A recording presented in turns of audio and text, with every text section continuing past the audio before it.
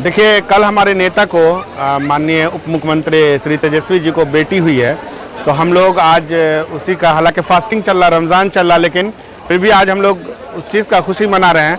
आज गरीब गुरबा और अपने लोगों में आज मिठाई बांट के हम लोग इस चीज़ का जश्न मनाएंगे। बेटा भाग्य से होता है, लेकिन बेटी सौभाग्य से होती है, और कहा जाता है कि लक्ष्मी का आगमन हुआ है, तो उस चीज़ का हम लोग जश्न मनाएंगे और बहुत खुशी की बात है।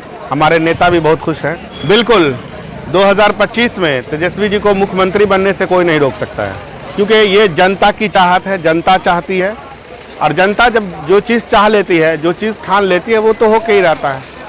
अरे मुख्यमंत्री या मतलब प्रधानमंत्री जनता ही ना बनाती है, तो जनता बनाने का काम करेगी। केंद्र का रवैया जब से हमेशा ठीक नहीं रहा है, क्योंकि बीजेपी का जो नीति है और नीयत है, दोनों सही नहीं है।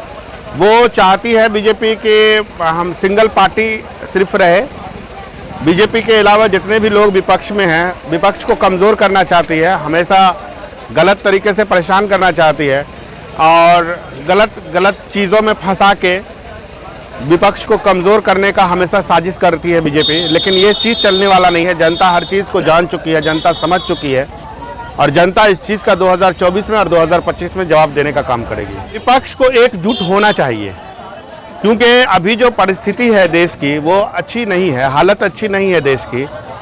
संविधान को कुचला जा रहा है और संविधान को ख़त्म करने की साजिश की जा रही है। देश को बर्बाद करने का पूरा जो हथकंडा है वो अपनाया जा रहा है। आप देख लीजिए कि लगातार फ्रॉडिज्म का फ्रॉड करके लोग भाग रहे हैं। अरबों खरबों रुपया, हज़ारों करोड़ रुपया, जैसे विजय माल्या हुआ, मेहुल चौकसी हुआ, नीरव मोदी हुआ, जितने भी लोग हैं, ये सारे लोगों का लिंक गुजरात से है, और ये सारे लोग हज़ारों करोड़ रुपया देश का लेके, आज महंगाई का ये हाल है कि किसी से छुपा नहीं हुआ है, लोग बेरोजगार हैं। लेकिन इस तरह के बिजनेसमैन को पैसा देने के लिए सरकार के पास लोन हज़ारों करोड़ देती है, और वो पैसा लेके भाग रही है। विपक्ष को एकजुट होना चाहिए, और मेरा अपना व्यक्तिगत मामला है, मैं मतलब विचार है कि लोभ लालच ख़त्म करके लोगों को एकजुट होके और एक चेहरा बनाना चाहिए, एक चेहरा को सामने लाना चाहिए, और उस चेहरे पे चुनाव लड़ना चाहिए। देखिए, ये कोई नई बात अब थोड़ी रह गई। लगातार ईडी, सीबीआई और इनकम टैक्स का छापा मरते आया है, लेकिन उससे हासिल क्या हुआ ईडी को, सीबीआई को और इनकम टैक्स को? अभी कुछ दिन पहले जो छापा मारी है ये लोग, ये जो टीम है, उसमें 24 ठिकाने पे छापा मारी है, और 24 ठिकाने पे ये कहना है कि हमको 1 करोड़ रुपया मिला, 1.5 केजी ज्वेलरी मिला। लेकिन ये क्लियर कभी नहीं करती है सीबीआई या ईडी कि हमको कितने ठिकाने पे कितना मिला। आज के डेट में एक आम आदमी के घर में 2-4 लाख रुपया ज़रूर रहता है, क्योंकि आपके पास कोई इमरजेंसी होगा, आपके घर में शादी है, ब्याह है, लगन है, बहुत सारा मामला है, तो उसमें आप ये बैंक तुरंत दौड़ के नहीं जाते, थोड़ा बहुत पैसा लोग इमरजेंसी के लिए रखता ही है। तो कहने का मतलब है कि सिर्फ ये बदनाम करने के लिए, विपक्ष को कमज़ोर करने के लिए, जनता की नज़र में गिराने के लिए ये सब साजिश किया जाता है।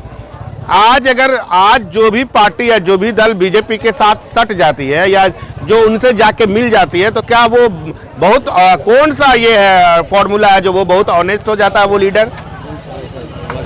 कौन सा ऐसा वॉशिंग मशीन बीजेपी रखे हुई है, कौन सा ऐसा पाउडर रखे हुई है, डिटर्जेंट पाउडर, जिससे धुल देती है और वो बहुत नेक हो जाता है?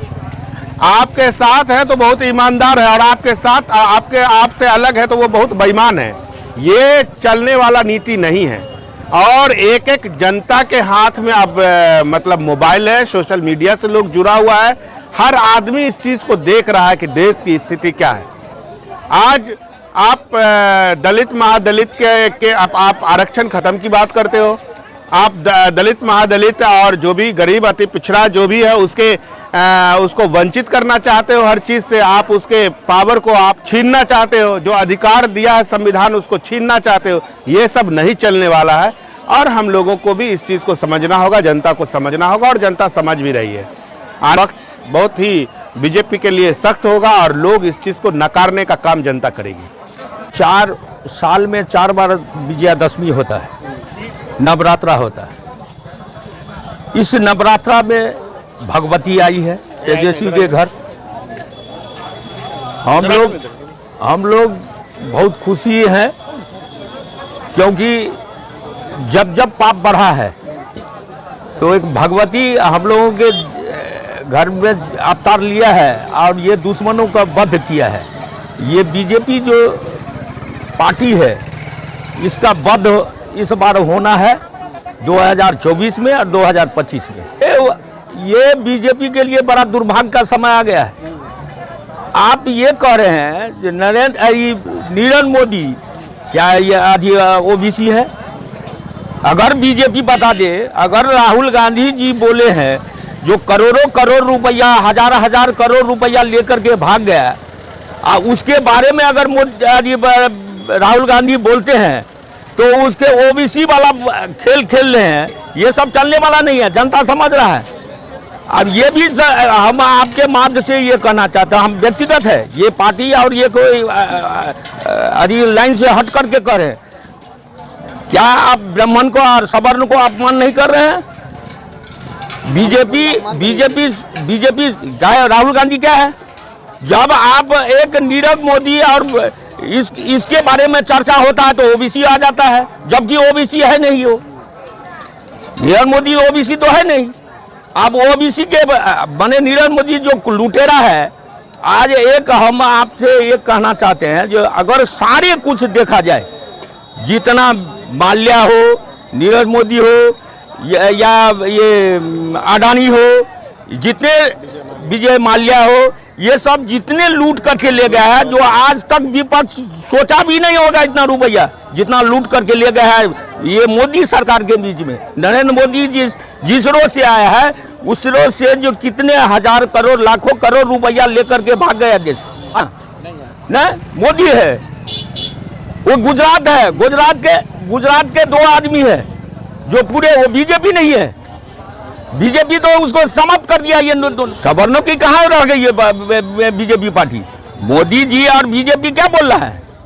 ये शर्म आना चाहिए। ये जितने सवर्ण है, वो जो नेता है उसके पक्ष में राजनाथ सिंह को लोकसभा में वो खोटा बना करके वो उसको पेश किया है। अपने तो है नहीं। सवर्ण का वोट भाग जाएगा, इसलिए राजनाथ सिंह को लोकसभा में पेश किया है। अरे भाई कहाँ का जाइएगा, आप भी राजनीति करते हो।